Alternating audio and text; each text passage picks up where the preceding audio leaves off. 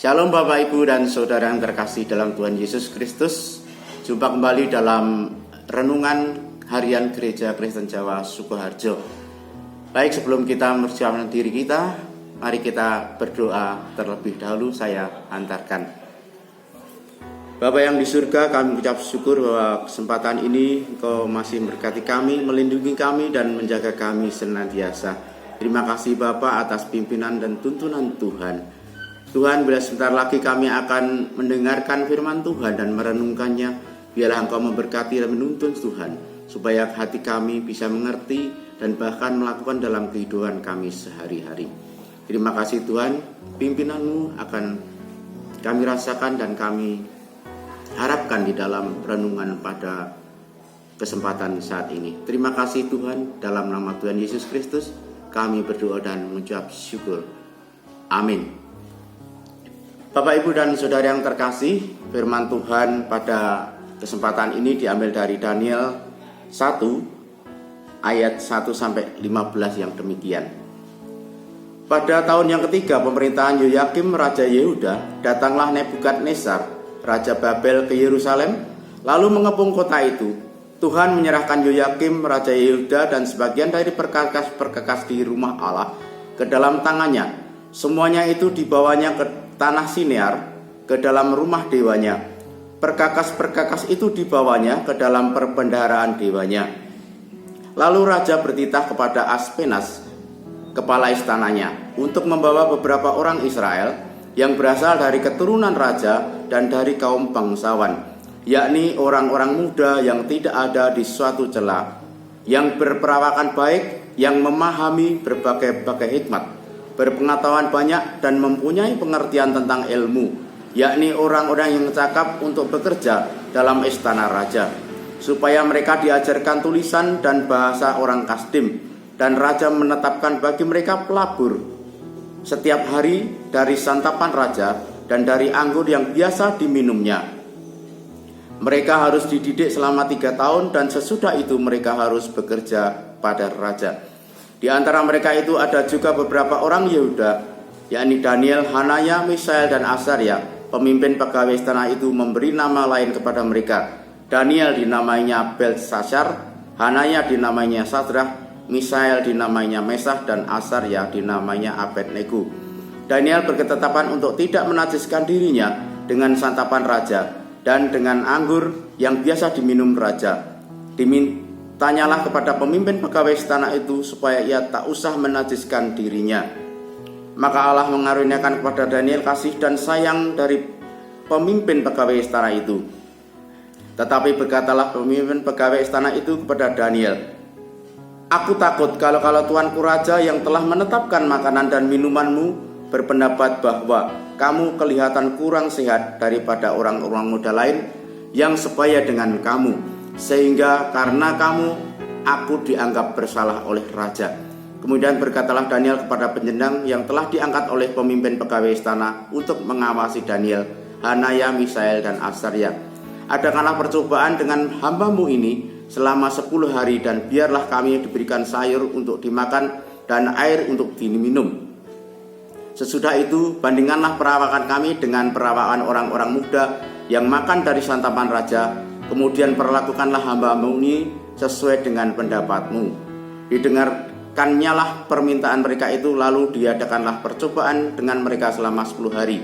Setelah lewat 10 hari ternyata perawakan mereka lebih baik dan mereka kelihatan lebih gemuk daripada semua orang muda yang telah makan dari santapan raja. Demikianlah firman Tuhan.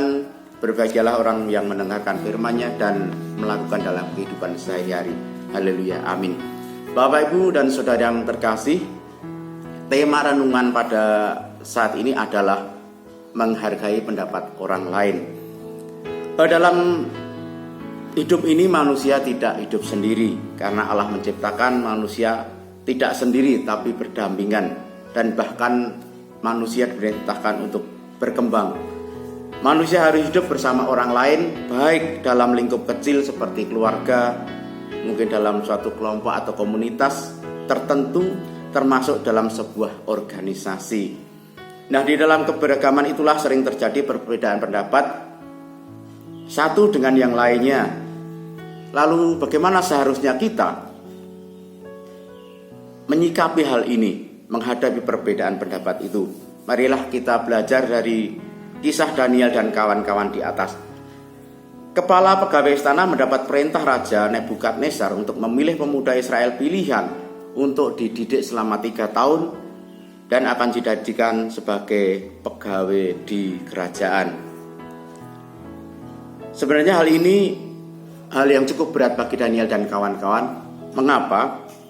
Bukan makanan yang disediakan bagi mereka tidak enak dan sebagainya, tetapi satu hal yang menjadi keberatan bagi Daniel dan kawan-kawan adalah bahwa makanan yang disediakan oleh raja enak namun menajiskan mereka. Sehingga hal ini begitu berat bagi Daniel untuk menolaknya supaya makanan-makanan itu tidak diberikan.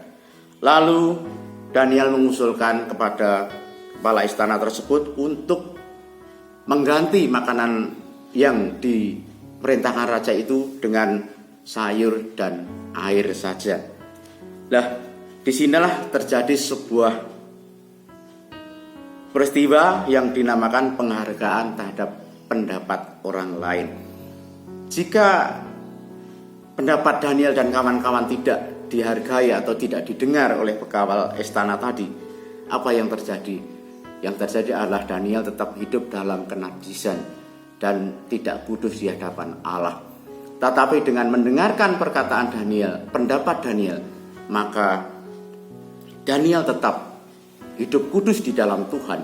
Dan terlebih dari itu, sebuah tujuan yaitu keinginan raja untuk mendapatkan pemuda yang berkualitas tetap tercapai karena campur tangan Tuhan, sehingga melalui percobaan Daniel dalam kurun waktu tertentu lebih baik daripada orang lain. Bapak Ibu yang dikasihi oleh Tuhan Yesus Kristus, di dalam kehidupan nyata saat ini pun kita perlu menghargai pendapat orang lain. Bahkan di dalam pasal 2, kalau Bapak Ibu baca di rumah nanti, itu akan terjadi sebuah peristiwa yang sangat tragis jika pendapat orang lain itu tidak didengarkan.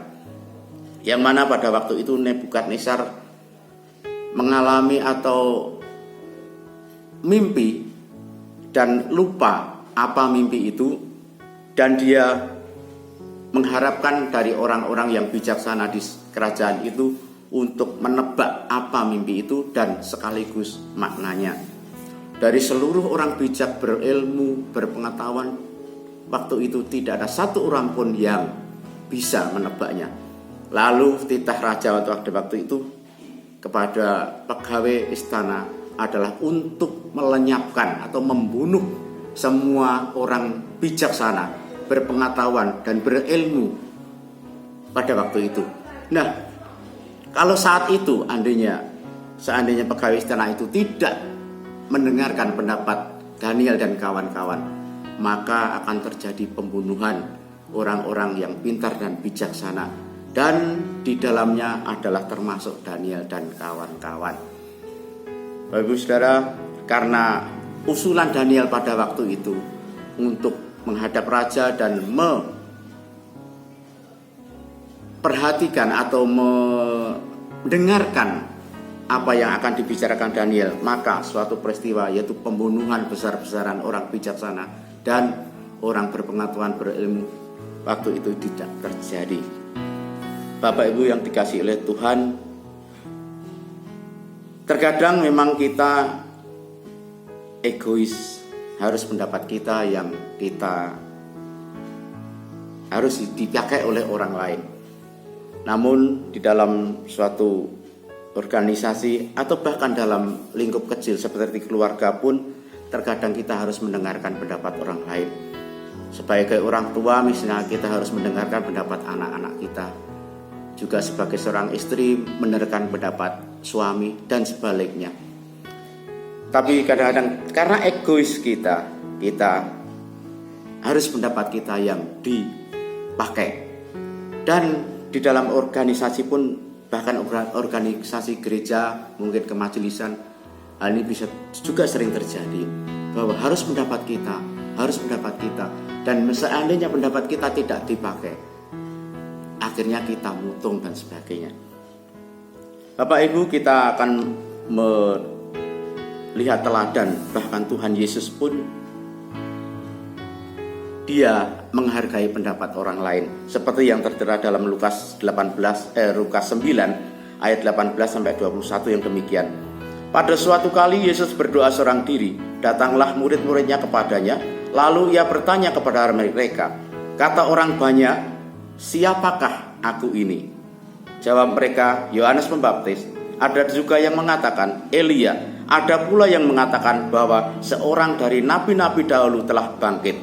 Yesus bertanya kepada mereka, menurut kamu, siapakah aku ini? Jawab Petrus, Mesias dari Allah. Lalu Yesus melarang mereka dengan keras supaya mereka jangan memberitahukan hal itu kepada siapapun. Bapak Ibu yang terkasih, jika Tuhan Yesus pun menghargai pendapat orang lain yang mungkin tidak sesuai dengan apa keinginannya, Dia bisa menghargai. Apalagi kita sebagai umatnya, kita harus juga menghargai pendapat orang lain. Pada renungan beberapa waktu yang lalu ada sebuah judul, berani mengumumkan pendapat. Dan setelah ada orang yang berani mengumumkan pendapat, giliran kita, bagaimana kita menghargai pendapat itu. Bapak Ibu yang terkasih di dalam Tuhan Yesus Kristus, sebagai pesan terakhir buat kita untuk mendengarkan pendapat orang lain adalah seperti nasihat Paulus dan Timotius kepada jemaat di Filipi dalam Filipi 2 ayat 1 sampai dengan 3 yang demikian.